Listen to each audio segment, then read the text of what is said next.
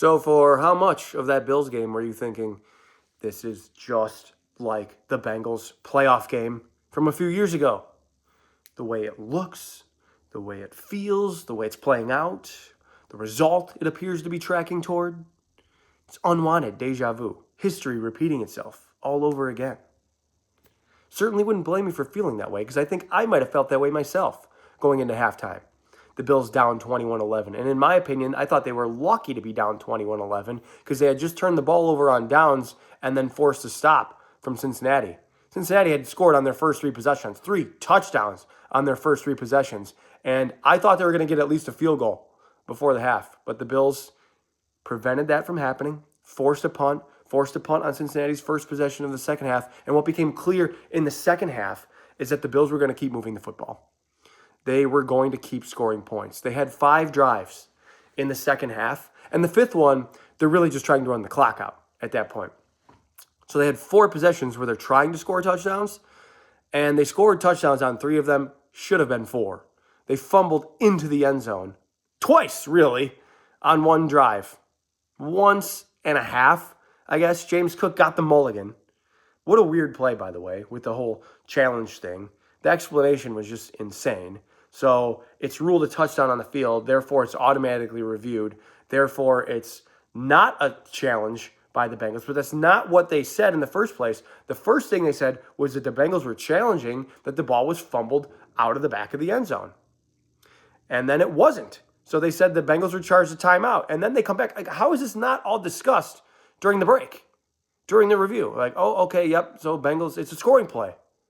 And James Cook still gets charged with a fumble for going out of bounds. I think I saw that on a stat sheet somewhere.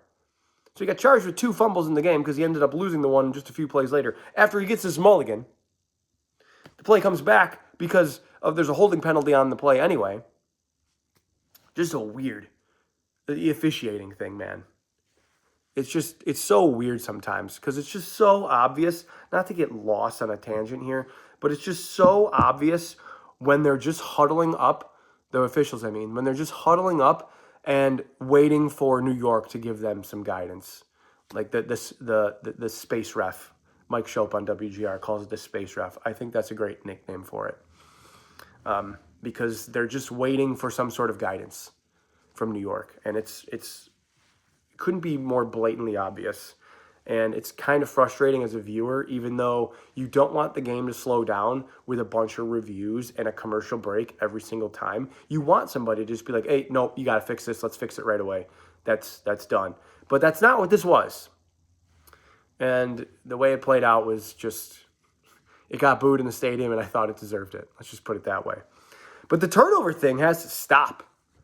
I should have mentioned this last week, and I didn't. And thank you for somebody in the comments for pointing it out for me. The turnover thing has bit them at times this year, and if they keep playing with fire, they are going to get burned, especially come playoff time and down the stretch here. It's now 12 turnovers in the last 5 games. 3, 3, 3, 2, 1. So I guess they're going down a little bit, but it's got to stop. I know for a fact, okay.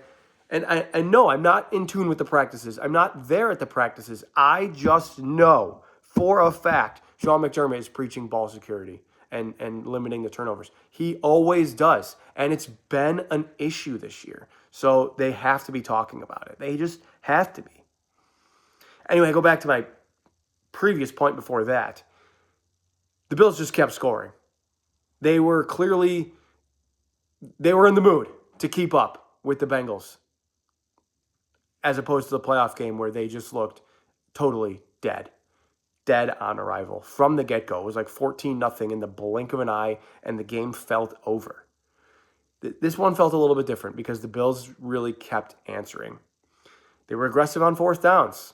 I guess you could call it aggressive. I think there's a way to say it's just smart. Sean McDermott went for 4 4th downs, converted 3 of them. I already talked about the turnover on downs. But they converted, I believe it was on the first 2 drives. The Shakir touchdown was on 4th down. I think there might have been one on the first drive as well. McDermott is just sort of playing he could play the math, but you could also play the feel of the game too. Like today, I need these first downs today. I need points pretty much every drive. Both can be true. So you can just be like, this is the simple decision here because it's smart mathematically. And also, Joe Burrow, Jamar Chase, and T. Higgins are on the other side. And my defense is having a hard time slowing them down. I know this information already because I've seen it.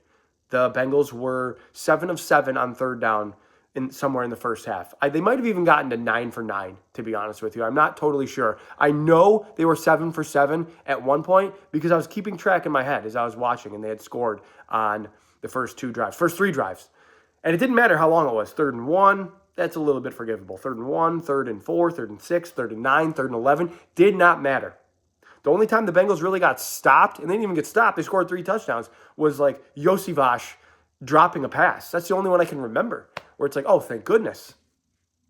They were getting whatever they wanted from T. Higgins, from Mike Gesicki, a little bit of Jamar Chase. I thought the Bills did a great job holding down Jamar Chase for the most part. Just 6 touches for like 52 yards, and you're taking that from Jamar Chase. But T. Higgins was fantastic in the game, maybe made the best touchdown catch I've ever seen from a guy who clearly had a concussion. That is embarrassing to me, embarrassing display of the concussion protocol because the guy had just had a concussion, and then it was like early first quarter, I think.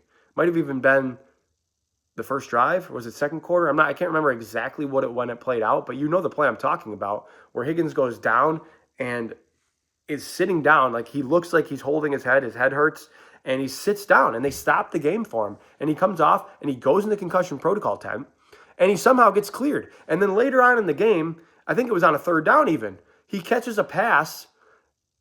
Maybe he didn't end up catching it. I think it might have ended up being incomplete, now that I think about it. But he fell to the ground, and he like rolled around and came up like this. And he didn't get pulled from the game for that. It was really odd. And then after the game, you find out that he's displaying concussion symptoms. And he goes back in the protocol. It's just like, yeah, no kidding. Why is this so obvious to everybody except the people that are in charge of it? I don't know. It's not going to be 100%. I get it. But like those are... because guys are going to know how to hide things, probably. They know how to beat the protocol, maybe even a little bit, and they feel fine enough to stay in the game. That probably happens. I know it certainly used to happen, and that's how the NFL got in trouble with the whole concussion suits and stuff anyway. But this was just obvious. He's displaying signs of, like, head injury. I think I even watched the broadcast back. Greg Olson is like, well, this is kind of uncharacteristic of T. Higgins. I know. Anyway, sorry, I didn't mean to get lost on that tangent either. I was just really amazed by it. And where was I? Talking about how the Bills were doing a pretty good job with Chase, but struggling with Higgins and Gesicki. The one area where they were certainly improved is run defense. Because if you think about the run defense, maybe, just maybe, if Cincinnati's running the ball well, they were in the playoff game with Joe Mixon.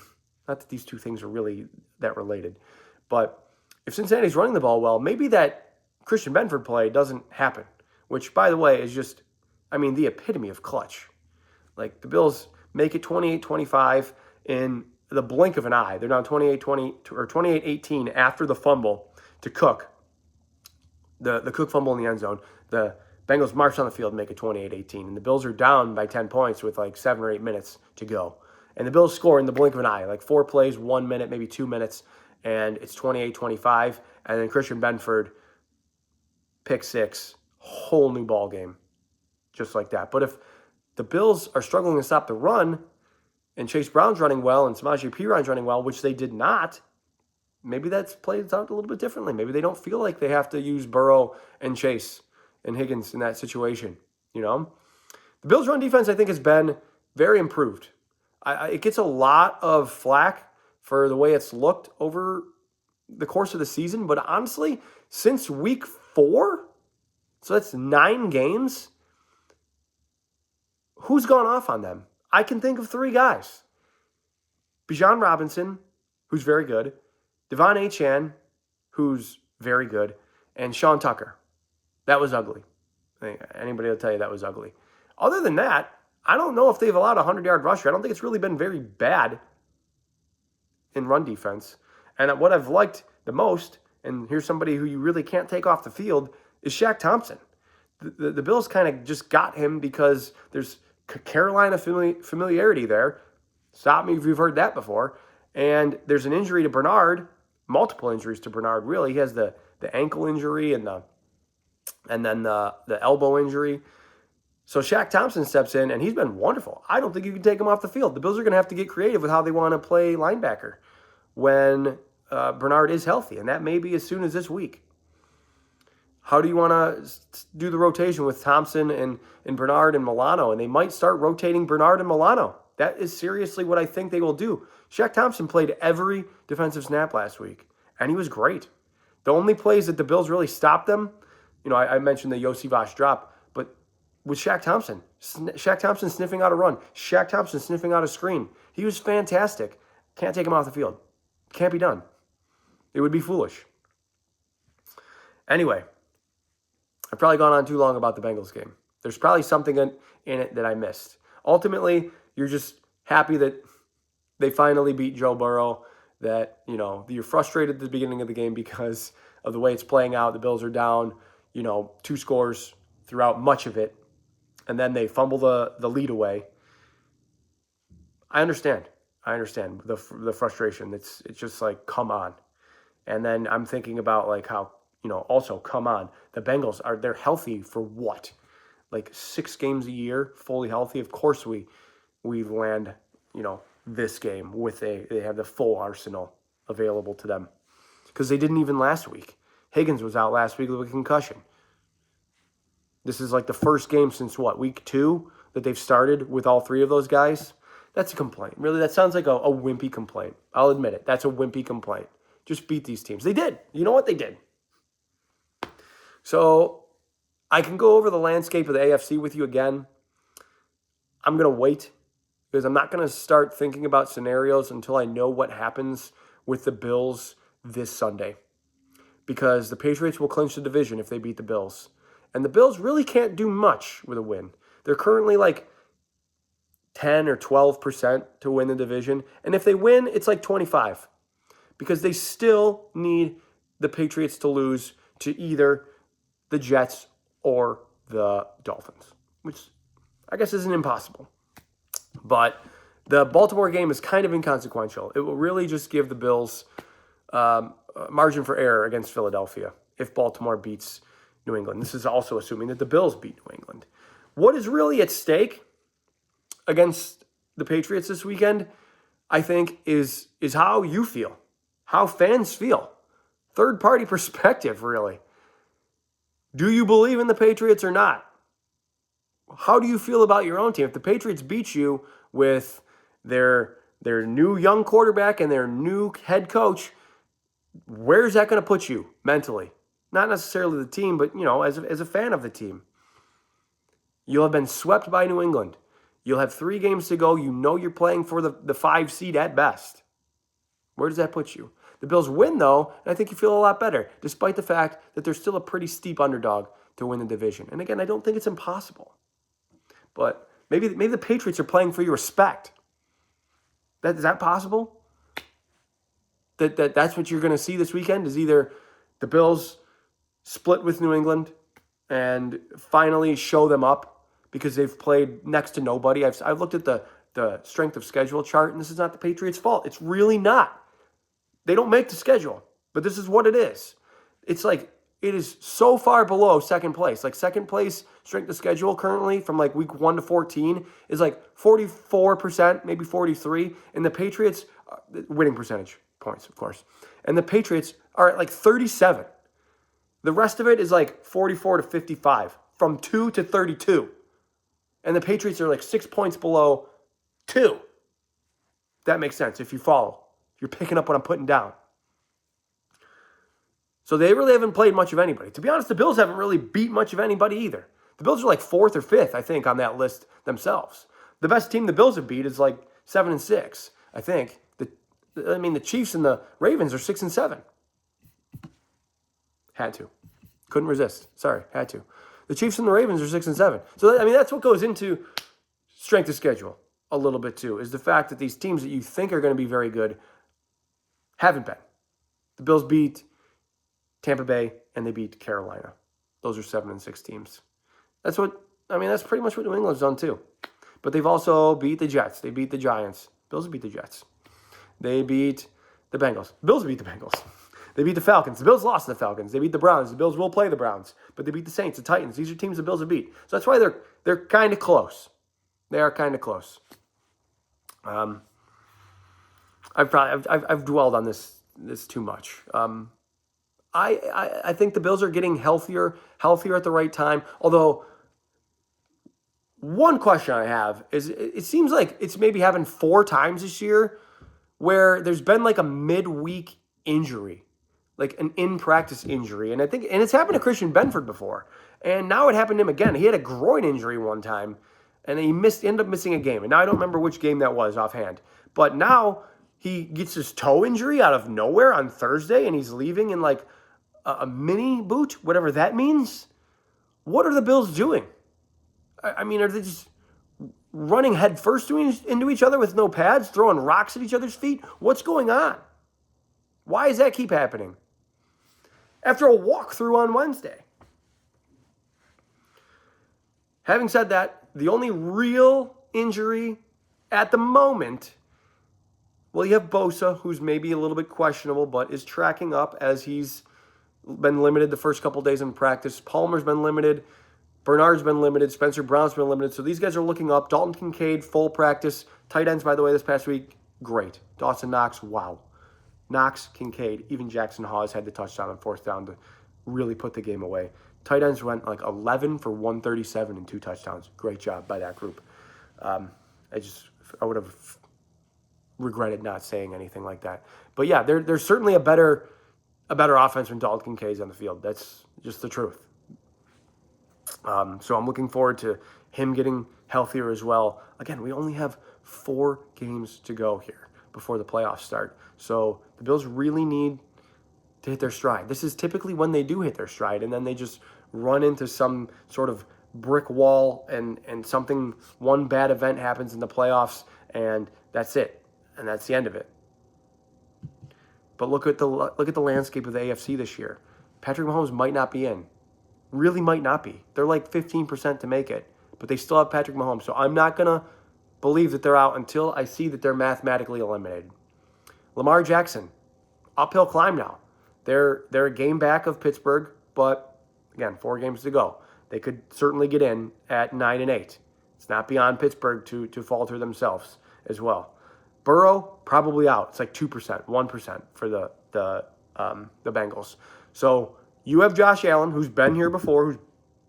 He is now the AFC quarterback if you're without these other 3.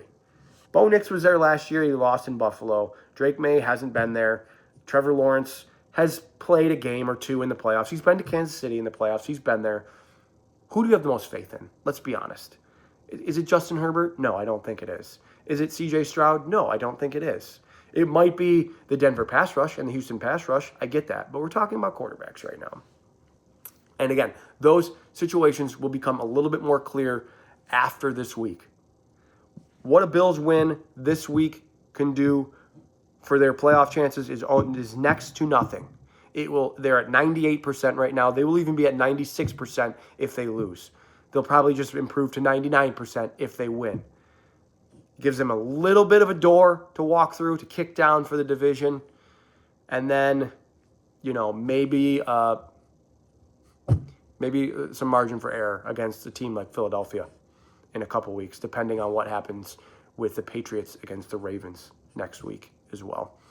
So I'm going to pick the Bills just because I don't think I'm not ready to see them say that they're going to get swept by New England. I expect the Bills to just play better than they did in the home game. I know that sounds crazy.